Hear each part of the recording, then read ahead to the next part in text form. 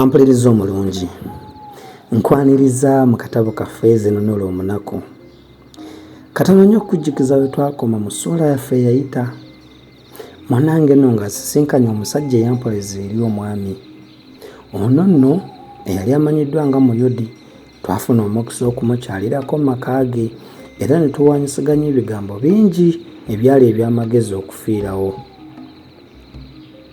Yansibirira entanda era n'alabika nga yankuutira nnyo okubeera nga njiga okulwanyisa amafumu, kubanga emitego gya kabaka oyo Pyatisolo singa nagisimatuka, ogw'amafumu gwe gwandibadde ensalessale era gwe gwali ogujja okukutula eggoye. Ampuliriza omulungi, nkwaniriza mu ssuula yaffe nsisinkana birungi tebikka mirembe. Ku nnaku ezimu ez'ekyeya bwe twamalanga okulya ekyemisana nga tugenda mu kayumba kaffe ne tuwujjaalako mu ggandaalo, era ne ku lunaku luno bwe kyali. Tuba tuli omwo, nze nno ng'otulo tuntwaliriza ne tuwulira tuyita mu kaloboozi akatono nti, aboomu, aboomu. Mikolo n'ayanukula nti, ke yayita nti, nze, ko Mikolo, yingira. Ne wayitawo akabanga ng'eyayise talabikako. Mikolo kwe kugamba nti, simanya nnyanukudde gazimu. Konze, kanfulume ndabe.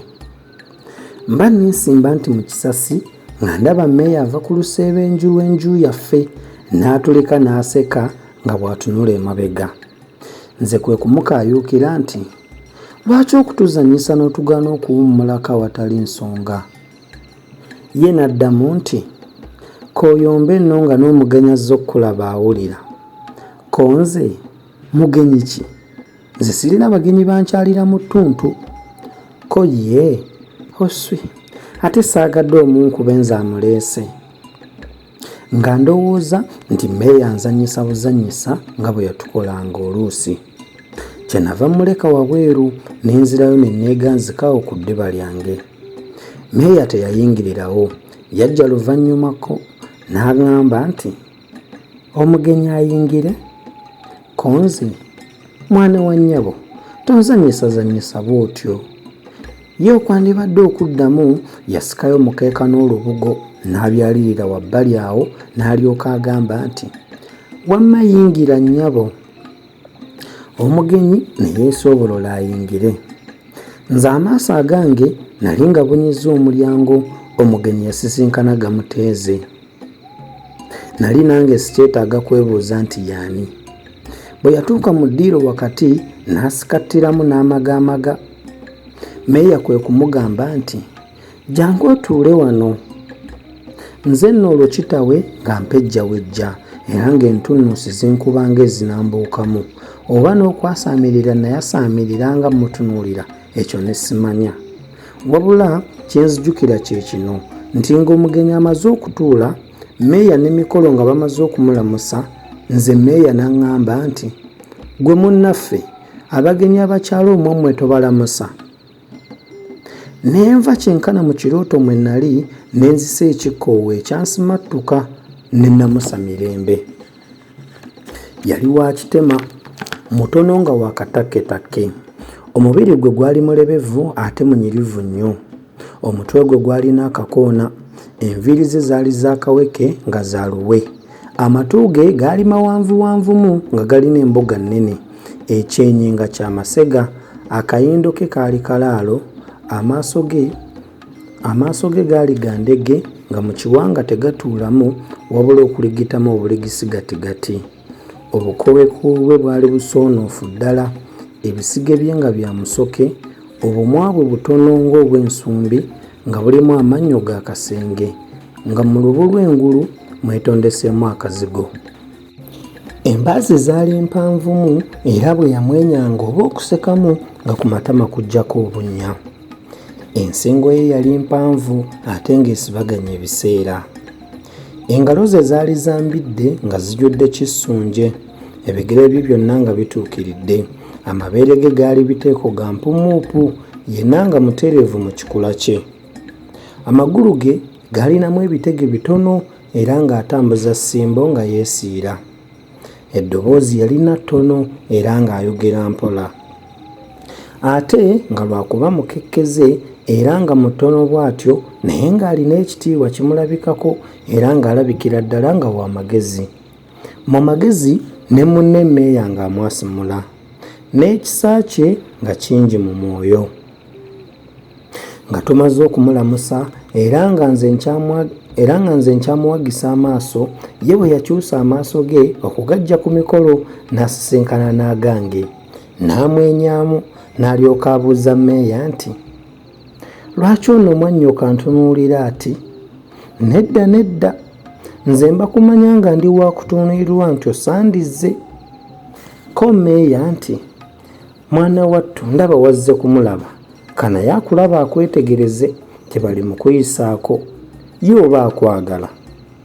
Ko ye nti, oba nze simwagala. Ko mmeeya lekayo nga beesekera. Bwe waayitawo akabanga mmeeya n'afuluma, bwe yatuuka mu luggya n'ayita mikolo nti, jangu bakuyita. Awo nga tusigala n'ebirungi tebikka mirembe mu nnyumba. Siyinza n'akatono kukunnyonnyola obuzibu bwe nalimu mu kaseera kano.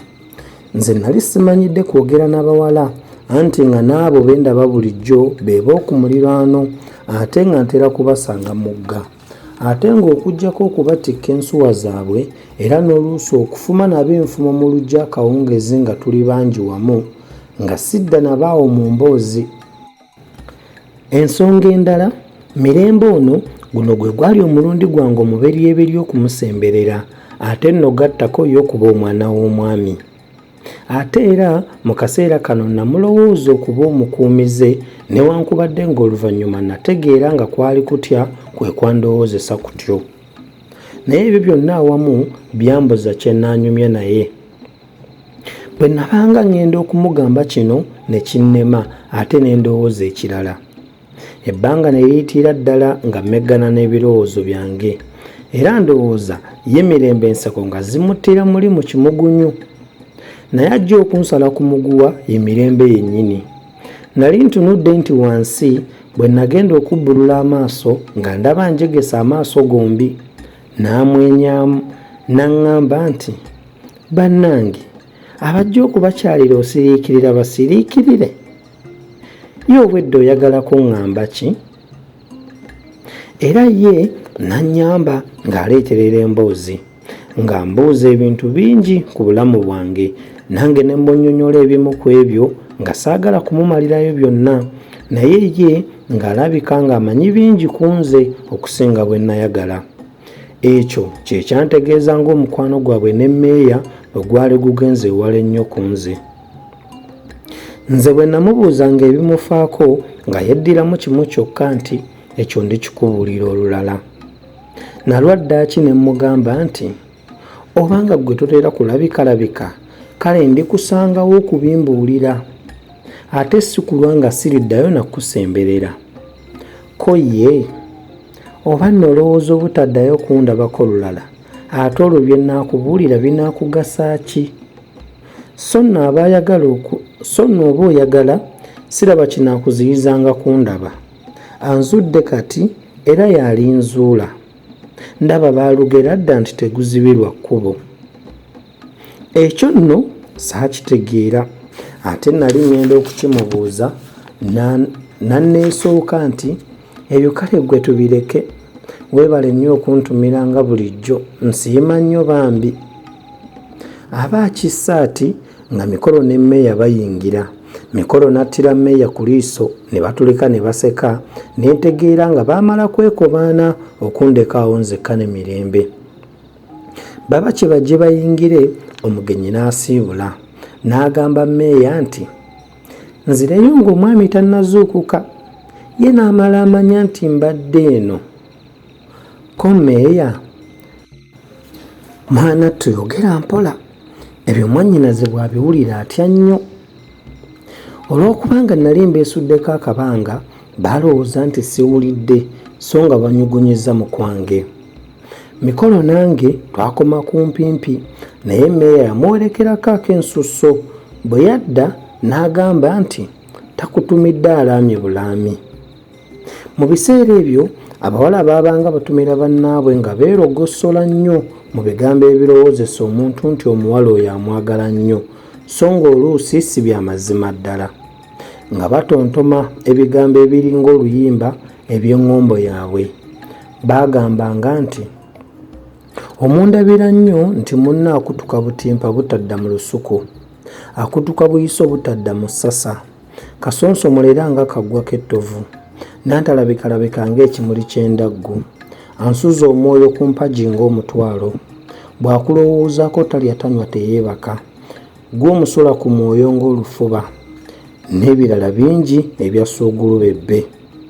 Naye emirembe wadde nze tetwabikozesaako n'akatono nga tebitunyumira.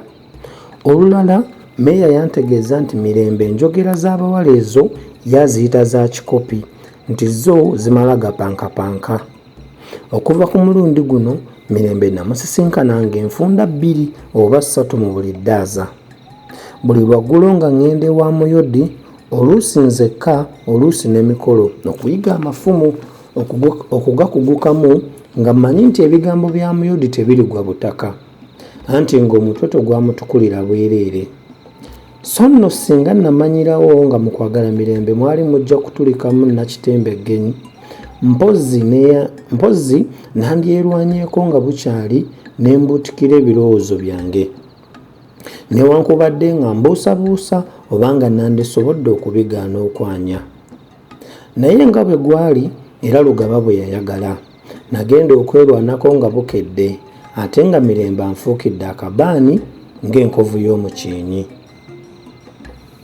Mpozzi singa yali mulala nandisobodde okumwesammulako, naye nga mulala so si mirembe oyo. Ampuliriza omulungi, nzikiriza tukomawo essula yaffe weekoma. Tunasisinkana mu ssula yaffe enaddirira tulabe biki ebyaddirira. Akuume atakumira mpeera.